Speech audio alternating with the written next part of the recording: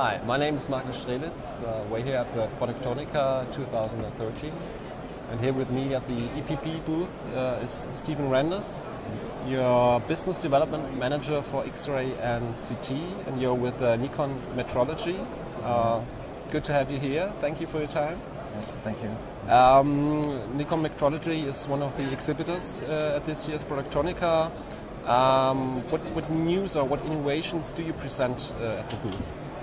So this year we're presenting some innovations, mainly also on the software side. If we're looking at the X-ray inspection, we're already doing this inspection for several years. But we see in the market a tendency towards more complex components, to more complex assemblies. And from our side, with our technology and with new software algorithms, we try to cope with those.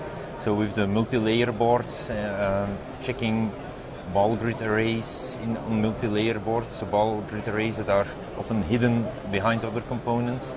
So with improved intelligence in software algorithms, we can cope with that. We can test those. On the other side, the software needs to be more easy to handle, so we also completely changed the user interface of those softwares. So all this inspection, this extra inspection that we need because of the more complex components, that it's accessible for everyone, not only for engineers on high level. So that's one of the X-ray domain of our products. If we go to the microscopes, we have some stereo microscopes where we increased the zoom ratio so that you can go from complete components to really small microscopic level, and still keeping a high standoff. So where we say, okay, that kind of zoom is normally only used for microscopes where you're very close to the part, which is inconvenient if you have boards that are well packed. So we now have a microscope where you have a lot of extra zoom and a long standoff to the part, so you can rather fly over the components of a completely populated board. So that's also something new that we present. And then something else is on the automated machines where we do automated inspection. We say we have a new edge detection, so extra lightning, so that the edges can be detected much easier and much quicker. So it's mainly improvements, so not a big step, but mainly improving the existing products. Look at the market, look at the trends where we see these entire markets becoming smaller, so the scale factors that you see every year, so everybody pushing more functionalities in every time smaller devices, and so we're following this with the extra automated inspection.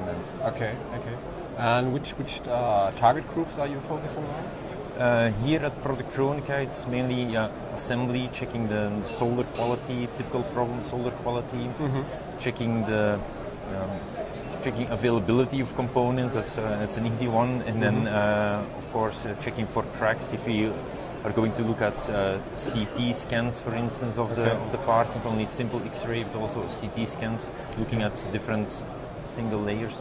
So that's mainly assembly. But of course, with the microscopes, we can also go to the components themselves, checking the same conductor.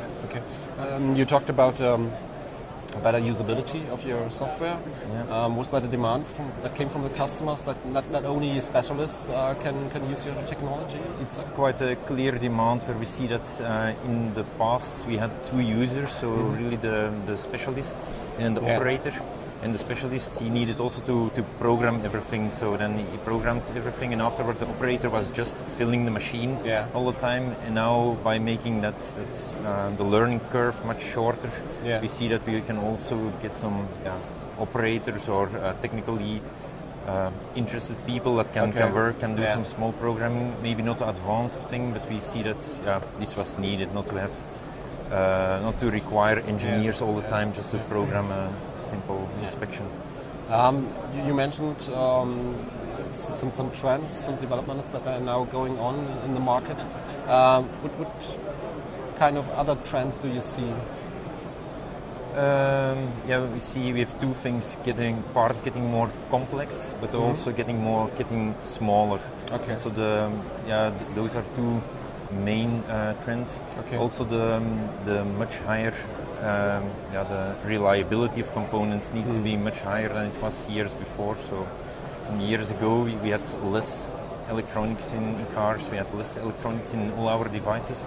So if then one component breaks, the chance that it stops completely, then the entire car is smaller. But now it's so full with electronics that there are so many risks, so that the reliability of each of those components needs to be much higher. So which again requires more testing. Yeah, okay. You're responsible for CT. I think CT is a technology that's now playing a much bigger role now. Do you see it the same way, and what do you think? What are the reasons for that? I think one of the reasons that it's only now growing is that years ago the computing power was not sufficient, so that it took very long to do a CT scan or to reconstruct all the CT images.